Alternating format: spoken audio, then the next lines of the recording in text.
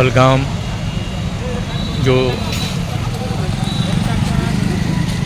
भावपूर्ण श्रद्धांजलि लोगों के द्वारा, विद्यार्थी के द्वारा, आम लोगों के द्वारा आक्रोश रैली कर लीजिए या भावपूर्ण श्रद्धांजलि कर लीजिए चल रहा है।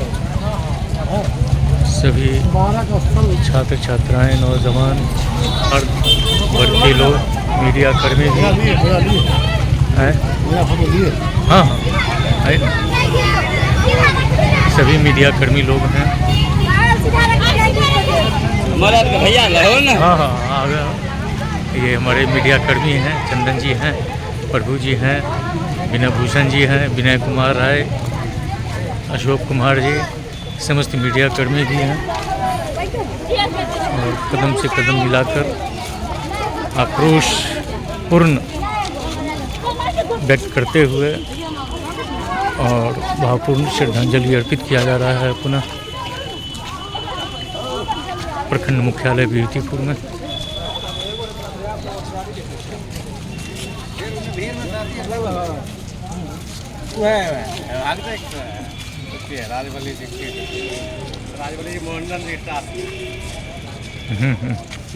फोटो खींचा भैया है ना। हाँ भैया पूरा भाई है ना के है फोटो खींचते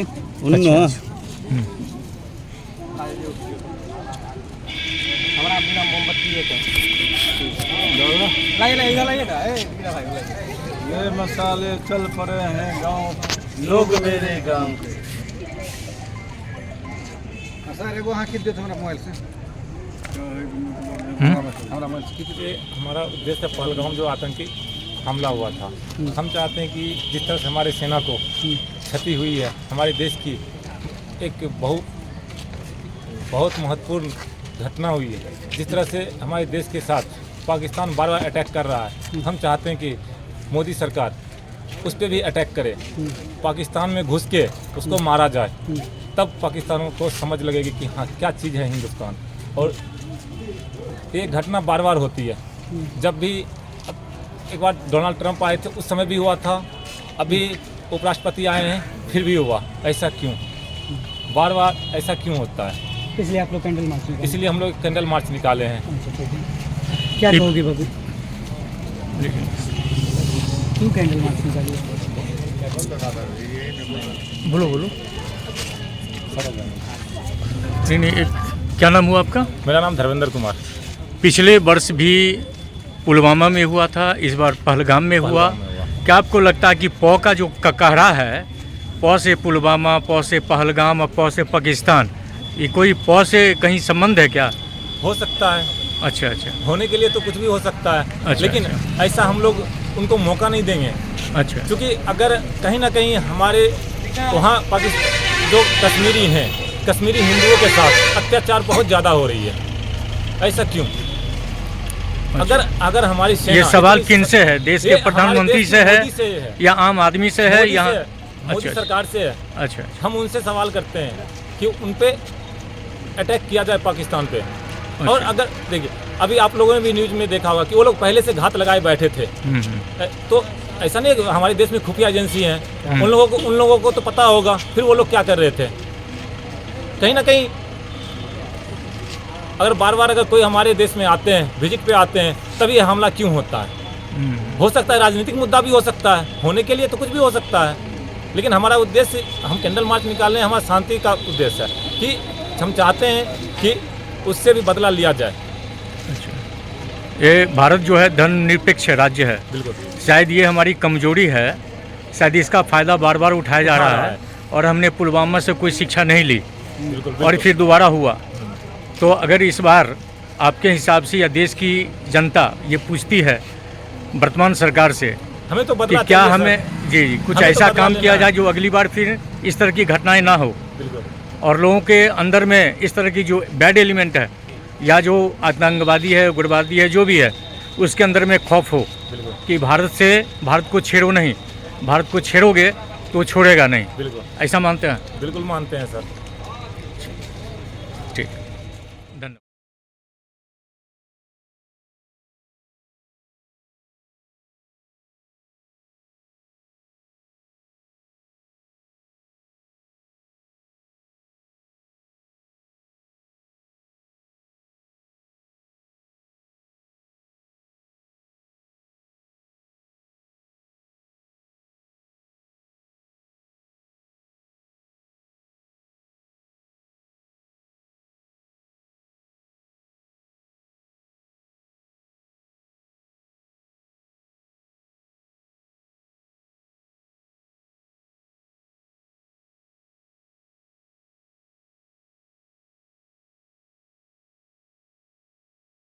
पहलगाम में हुए आतंकवादियों द्वारा हिंदू पर्यटकों की नृशंस हत्याकांड के विरोध में बच्चे, युवा व मीडियाकर्मी द्वारा कैंडल मार्च निकाला गया।